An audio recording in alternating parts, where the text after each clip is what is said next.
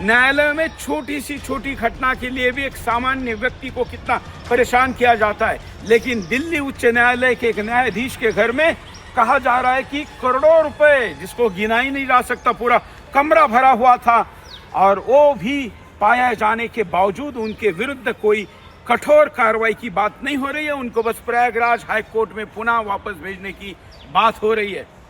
मामला यह है कि उनके घर में आग लगी। आग लगने के बाद उनकी पत्नी ने फायर ब्रिगेड को बुलाया। फायर ब्रिगेड आने के बाद जब जांच की तो एक कमरा ऐसा मिला जिसमें नोटों के बंडल ही बंडल भरे हुए थे। ऐसा होने के बाद होना क्या चाहिए था? एक आम आदमी होता तो उसके साथ क्या किया जाता? किसी को 150 रुपए लेते हुए भी करप्शन के आरोप में पकड़ा जाता है तो उसको पूरा जीवन अपने नौकरी से हाथ धोना पड़ता है। लेकिन यहाँ पर हुआ क्या? यहाँ पर पूरा कॉलेजियम बैठा और सर्वोच्च न्यायालय के न्यायाधीश और कॉलेजियम ने बैठकर निर्णय किया कि उनको वापस भेजेंगे जहां से वो आए थे। मतलब उनका सिलेक्शन हुआ था और वो प्रयागराज उच्च न्यायालय से आए थे। ये आपको स्वीकार है क्या? भ्रष्टाचार न्यायपालिका में इतना व्याप्त है कि 150-200 परिवारों ने घेरी हुई इस न्यायपालिका को जब तक मुक्त नहीं करेंगे तब तक इस देश की न्याय व्यवस्था से कोई आशा नहीं की जा सकती। पहला मुद्दा यही है, जरा विस्तार से इसको समझते हैं।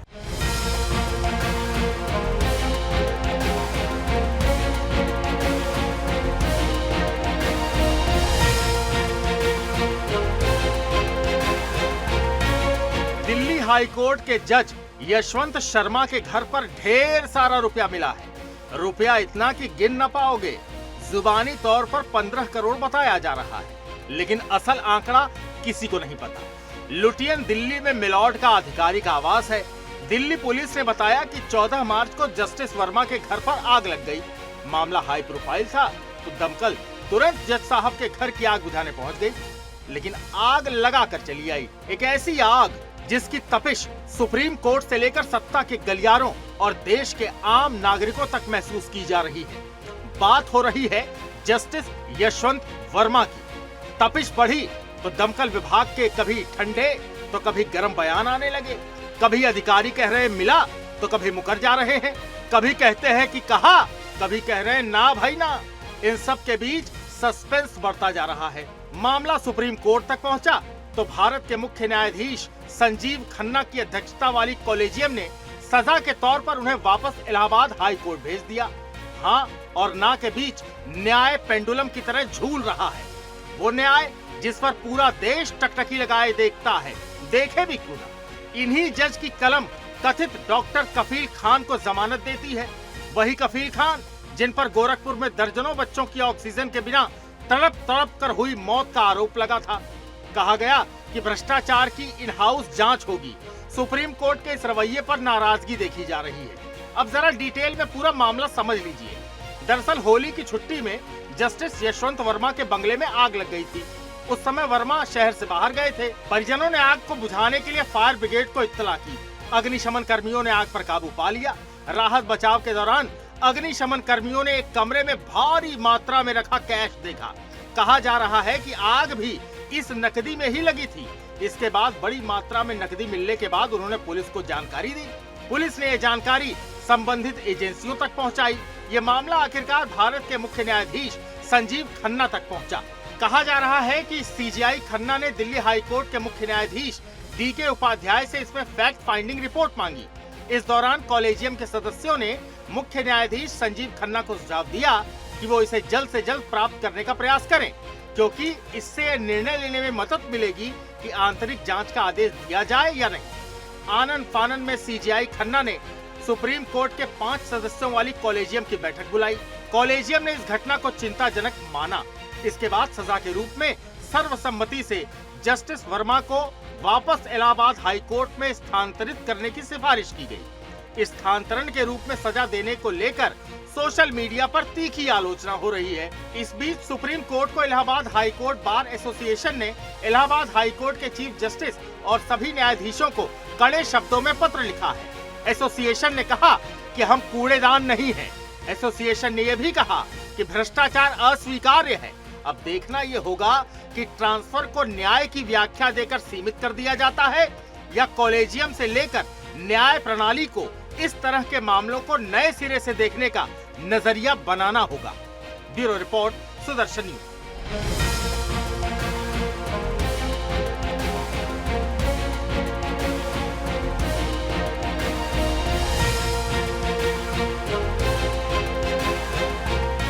तो ये मुद्दा है और इस मुद्दे पर पोल देखते हैं। जरा यहाँ पोल आएगा, आप देखिए। जब हमने पूछा कि क्या न्यायपालिका में व्याप्त भ्रष्टाचार पर कार्रवाई होनी चाहिए, पूछे जाने के बाद कितने लोग हमारे बात से शुरू में ही सहमत है।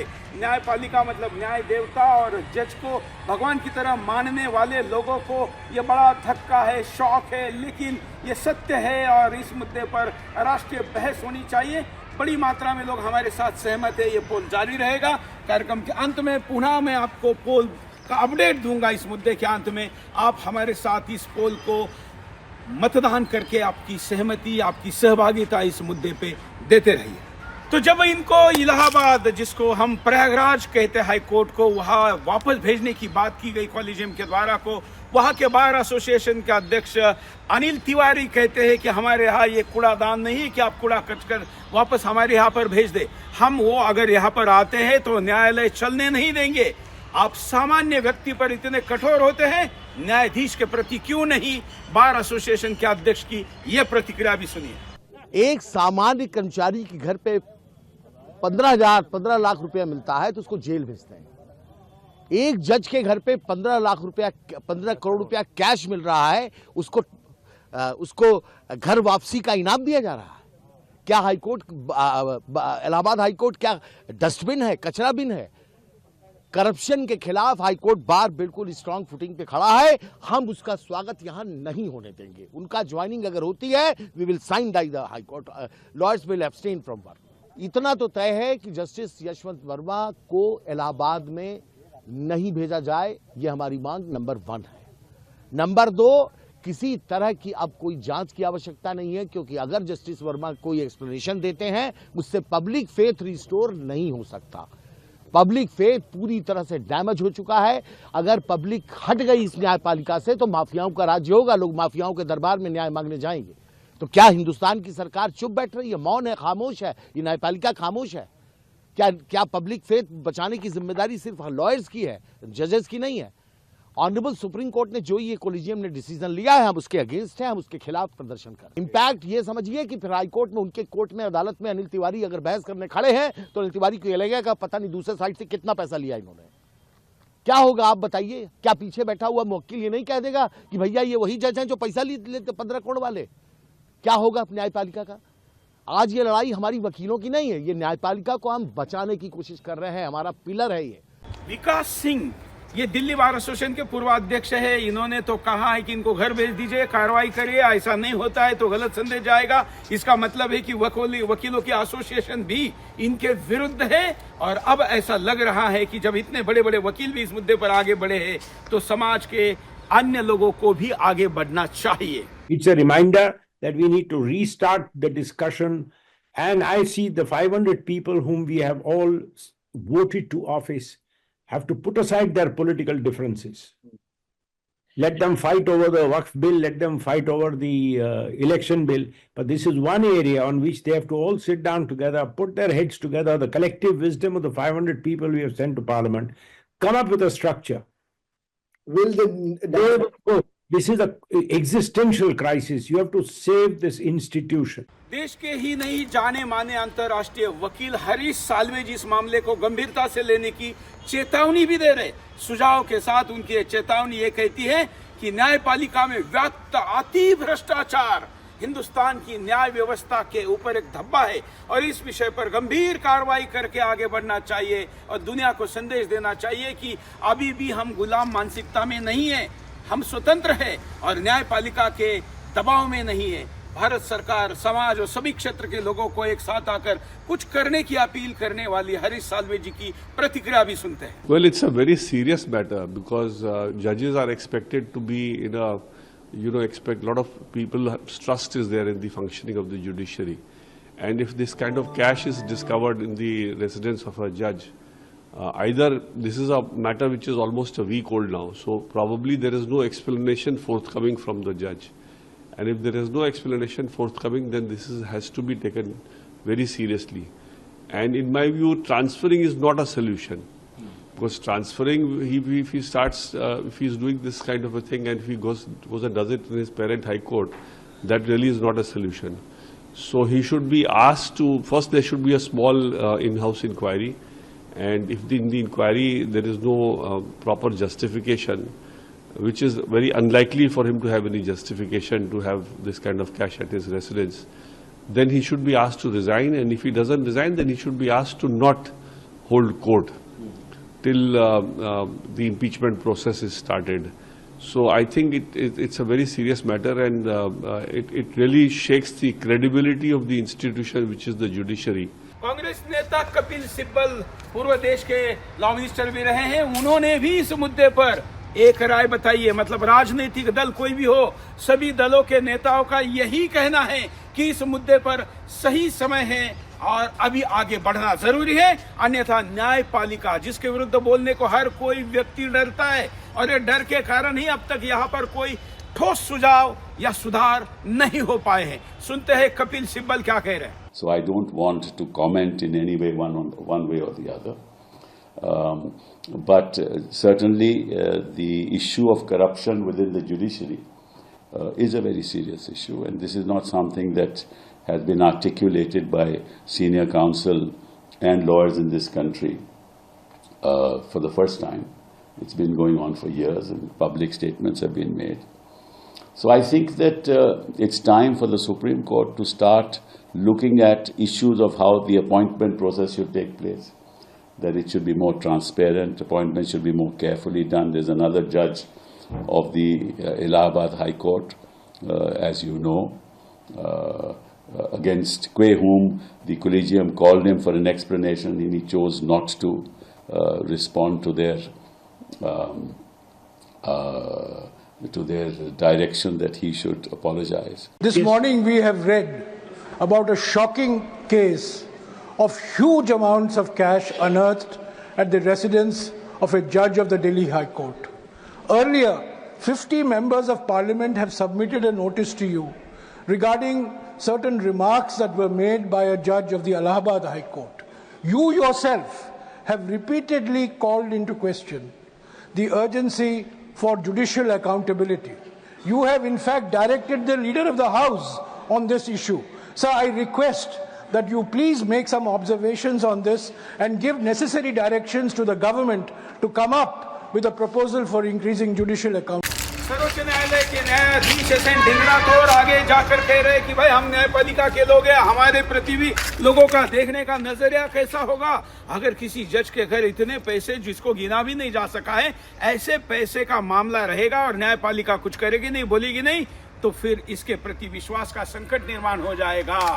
न्याय विश्वास पर टिका है। लोग न्यायालय के गलत निर्णय को भी ये कहते हुए स्वीकार करते कि क्या करे, जज साहब ने बोल दिया है। ये न्याय नहीं, फैसला होता है और फैसले मैनेज होते हैं, और इसलिए सर्वोच्च न्यायालय के न्यायाधीश भी जब ये कह रहे हैं, तब तो हमने और आगे आकर इस पर कार्रवाई करनी ही चाहिए। भाई इसमें कहने लायक क्या है? जुडिशरी में करप्शन एक सर्वविदित वो है कि जुडिशरी में करप्शन है, और आज से नहीं है, बहुत पहले से है। और हमारी जुडिशरी के जो महामहिम हैं जिनको इसके ऊपर एक्शन लेना चाहिए, उन्हें भी मालूम है, लेकिन इसको ठीक करने के लिए और करप्शन को दूर करने के लिए कोई ऐसा उपाय नहीं किया गया आज तक कि ये दूर हो सके। करप्शन बढ़ती ही जा रही है और आम आदमी को इसका फल भुगतना पड़ता है। आजकल तो लोग यहाँ तक कहते हैं कि बजाय in the court of Shri so and so, वो ये लिखना पसंद करेंगे in the shop of Shri so and so. देखिए, रास्ता कोई अपनाने के लिए तैयार तो हो। पहले तो हाई कोर्ट और सुप्रीम कोर्ट के जजों के लिए कोई नियम ही नहीं है। अब जैसे इसके अंदर नोट पकड़े गए तो सुप्रीम कोर्ट में को इमीडिएटली एफआईआर दर्ज करने की परमिशन देनी चाहिए थी। तो ठीक है, करप्शन है, जैसे आम आदमी के ऊपर एफआईआर दर्ज होती है, इसके ऊपर भी एक न्यायाधीश के ऊपर भी उसी प्रकार एफआईआर दर्ज करने की परमिशन दी जाए और उसके साथ साथ आगे की कार्रवाई की जाए। सुप्रीम कोर्ट को तो ये करना चाहिए था। उन्होंने ट्रांसफ़र कर दिया। जैसे आम वो होता है कि एक थानेदार किसी थाने के अंदर जो है रिश्वत के मामले ज़्यादा आ गए तो उसे लाइन हाजिर कर देते हैं, थोड़े दिन लाइन में रखते हैं, लोग भूल जाते हैं, फिर उसे दूसरे थाने भेज देते हैं।